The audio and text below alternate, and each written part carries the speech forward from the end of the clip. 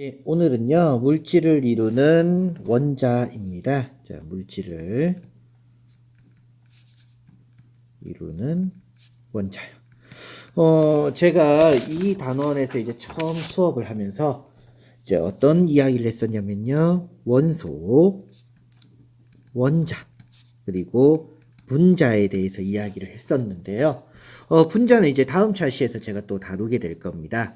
원소에 대해서는 이야기를 이미 했던 부분이고요. 이제 오늘은 원자에 대해서 이야기를 하는 부분이 되겠습니다. 원자는요, 물질을 이루는 가장 작은 입자예요. 가장 작죠.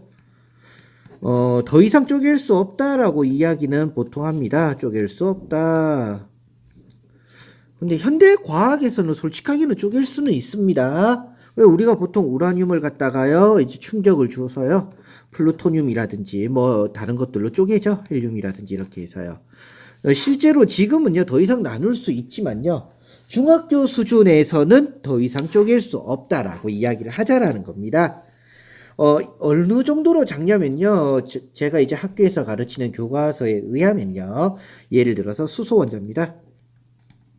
수소 원자의 경우에는요, 약 1억 개를 일렬로 쭉 내두면요, 여기 한 1cm 정도 된다라고 이야기를 합니다. 굉장히 작은데 보통 원자 같은 경우는요, 10의 마이너스 10승미터 정도 됩니다. 굉장히 작죠. 그래서 이렇게 작은 원자를 갖다가 이제 학교에서 수업을 할 때는요, 그래서 어쩔 수 없이 무엇을 사용하냐면 모형을 사용하게 됩니다. 그러니까 모형은 실제는 아니죠. 그래서 모형을 사용하게 되면요, 문제점이 무엇이 생기냐면요, 오개념, 그러니까 잘못된 생각을 가질 수가 있어요. 왜냐하면 원래의 원자랑은 당연히 다르기 때문입니다. 그래서 약간의 문제점은 생길 수 있지만 그래도 모형을 사용하게 되는데요. 그래서 모형을 사용하는 예들이 세 가지가 있습니다. 지금처럼 너무 작을 때입니다. 너무 작을 때. 이런 경우에는요, 모형을 사용해야 되겠죠. 작은 것을 갖다가 눈에 보이는 사이즈까지 설명을 해야 되기 때문입니다. 두 번째는 뭐냐면요, 너무 클 때예요. 너무 커서요, 내 눈에 한눈에 안 들어올 때가 있습니다. 이런 경우는 역시 줄여서 해야겠죠. 제일 대표적인 건 바로 지구입니다. 그래서 우리가 보통 지구본이 가장 대표적인 모형 중에 하나겠죠. 세 번째 모형이 세 번째로는 언제 쓰냐면요, 너무 위험할 때입니다. 그래서 굉장히 위험한 작업을 해야 될 때 역시 대신해서 모형을 쓰는데요. 가장 대표적인 거 뭘까요? 바로 해부 모형이에요.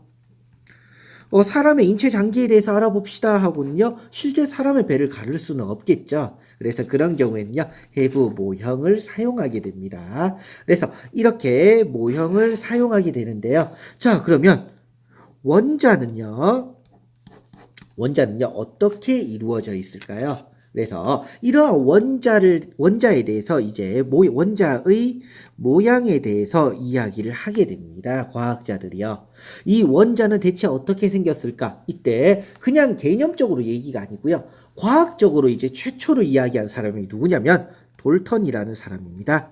이 돌턴이라는 사람도 이제 과학을 하다 보면요, 굉장히 자주 나오는 인물 중에 한 명입니다. 이 돌턴이라는 사람이 어떻게 이야기했느냐? 원자는 더 이상 쪼개어지지 않는 공 같은 것이기 때문에 뭐라고 얘기하냐면요, 동그란 공과 같아 라고 이야기합니다. 그냥 공처럼.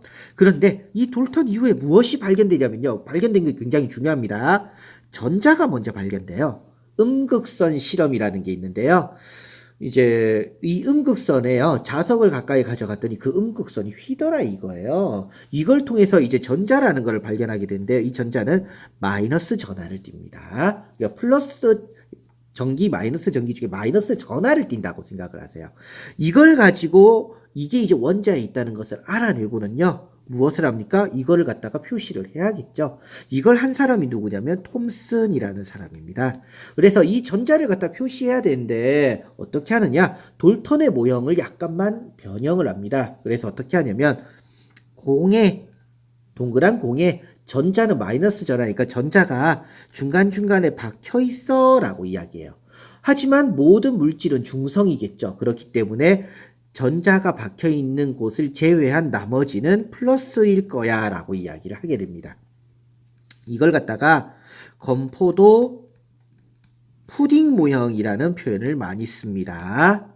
물론 이 명칭이 중요한 건 아닌데요. 이거 뭐냐, 푸딩에 건포도가 박혀 있는 것처럼 지금 건포도가 전자를 의미하게 되는 겁니다. 이 톰슨 이후에 이제 무엇이 발견되냐면요, 바로 원자의 핵이 발견됩니다. 핵이 발견되는데요. 예전에는 동그란 공과 같다고 생각했는데요. 누가 바로 러더퍼드라는 사람이요, 실험을 하나 합니다. 그래서 어떤 실험이냐면요, 금속을 하나 내두고요, 여기에 알파선을 쏴요. 그러니까 이제 레이저하고 비슷하다고 생각하시면 될 겁니다. 그런데요, 얘를 갖다가 통과를 해서 점이 박박박박박박 찍혀요. 그런데 일부분의 알파선이요, 요 이쪽에도 찍히고 심지어는 반대쪽에도 찍히더라 이거예요. 대체 왜 그럴까?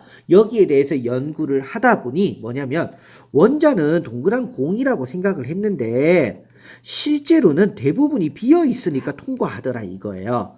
하지만 일부분이 튕긴다는 얘기는 뭘 의미할까요? 가운데 농축되어 있다라고 생각하면 됩니다. 그래서 쉽게 얘기하면 원자는 한 가운데 다 몰려 있더라 이거예요. 다 몰려 있고요. 나머지는 다 비어 있다 이거죠. 이 비어 있는 곳에 전자가 있더라 이겁니다. 전자가 있고요. 이 전자가 주변을 돌고 있을 뿐이고요. 가운데 모두 다 있는데 얘를 갖다가 핵이라고 부른 겁니다. 그래, 핵을 발견하게 돼요. 그래서 어떻게 하냐면요, 핵은 이제 플러스 전기, 플러스 전하를 띈다라고 하고요. 대부분은 비어 있습니다. 대부분은 비어 있습니다라고 얘기하고요. 주변에 이제 전자가 이렇게 있는 겁니다. 돌고 있다라고 얘기를 하게 되는 거예요. 이걸 갖다 이제 태양계 모형이라는 표현을 쓰는데요. 아까 다시 한번 얘기하자면 이 표현이 별로 중요한 건 아닙니다. 그 다음으로 나오는 게 네 번째, 누가 나오냐면 보어라는 사람이 나옵니다.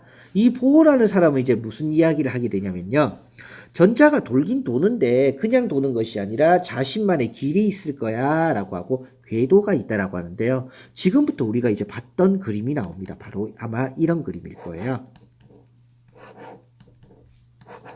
이런 그림 본 적 있죠? 요 그림이 바로 보호 모형이라고 생각하시면 됩니다. 그래서 이처럼 자신이 돌고, 이 전자가 돌고 있는 길이 따로 정해져 있다라고 얘기를 해요. 그런데 요즘 현대에서는요, 뭐라고 얘기하냐면요, 가운데 핵이 있습니다. 이것까지는 인정을 해요. 그럼 전자는요, 어딘가 있겠지, 이래 얘기해요. 다만 여기에 있을 확률, 여기에 있을 확률, 여기에 있을 확률, 확률이 다르다라는 겁니다. 그래서 요즘은 확률 모형이라고 하는데요.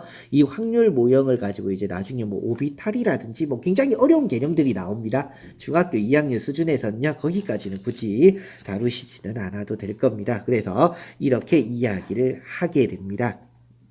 그래서 원자는요, 바로 원자의 모형이 지금처럼 요 보다시피요, 돌턴에서 시작해서 톰슨, 러더퍼드, 보어, 그리고 현대의 모형으로 이루어졌는데요. 그럼 원자는 그럼 어떻게 이루어져 있는 거죠? 지금은요, 핵과 무엇으로 나누어져 있습니까? 바로 전자로 나누어져 있고요. 이때 전자는 마이너스 전기를 띠는 거예요. 그런데 이 핵은요, 다시금 두 가지로 나누어집니다. 바로 양성자라는 게 존재하고요, 전자라는 것이 존재하게 됩니다. 이때 양성자가 바로 무엇이냐면요, 플러스 전하를 띠는 것이고요. 죄송합니다. 실수를 했어요. 양성자와 중성자로 이루어지고요. 제가 왜 전자라고 썼을까요? 그리고 핵은 양성자와 중성자고요. 중성자는 전하가 없습니다. 이때 일반적으로 우리가 보고 있는 물질들에요, 바로 전기를 띱니까? 우리가 일반적으로 보는 것들이요, 전기 안 띄죠? 전기가 없다는 얘기는 뭘까요? 양성자의 수와 전자의 수가 어떻다는 얘기일까요? 같다는 얘기예요. 그래서 어떤 물질이 양성자가 2개가 있으면요, 그 물질은 전자도 2개 있는 거예요. 어떤 원자가 양성자가 100개가 있습니다. 그럼 전자도 몇 개 있을까요? 100개가 있다는 얘기예요. 그래서 요즘은요, 이렇게 이야기를 많이 하게 됩니다. 교과서에 보면요, 이제 다음과 같은 그림들이 좀 나오게 되는데요. 많이 보던 그림들이죠. 그래서 수소, 원자, 리튬, 탄소, 산소 나와 있는데요. 그래서 가운데 핵이 있고요, 바깥쪽에 전자가 있어요. 다만 전자가 있을 수 있는 이 공간, 뭐 보통 전자 껍질이라는 표현도 쓰기도 하고요, 전자 구름이라는 표현을 쓰기도 합니다. 있는데요. 선생님, 왜 수소는 전자가 하나고요, 리튬은 3개고, 탄소는 6개고요, 산소는 8개인가요? 이거는요, 아마 다다음 시간쯤에 제가 다루게 될 부분이지 싶습니다. 그래서 오늘 한 부분에서요, 실제 학교 시험이라든지 또는 많이 다루는 건요, 지금 마지막에 했던 거 결국은 이 부분이고요.